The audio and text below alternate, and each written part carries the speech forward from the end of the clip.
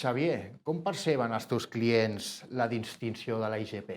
Home, la IGP, tu pensa que és l'única identificació que tenim oficial, que ens l'atorga Europa, per certificar que un pa compleix uns requisits, uns estàndards més que uns requisits, uns estàndards de qualitat superior. Això no vol dir que els altres pans no siguin d'una qualitat bona, però aquests estan reglats.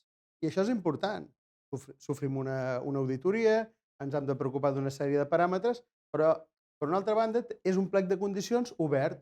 O sigui, no hi ha limitacions. Si tu vols fer un pa de pagès amb farina ecològica, pots fer amb farina ecològica. No et diu que no sigui ecològica el plec de condicions. O sigui, tindre algú que et respalda, que et dona aquest recolzament, en aquest cas a Europa, és important. Clar, vull dir, no n'hi ha cap altra. Una altra cosa important de la IGP, que és l'única, va del nord del país fins al sud del país. No és localitzada en una zona geogràfica. És tot Catalunya. És la IGP dels catalans. És la del pa de pagès català, la nostra.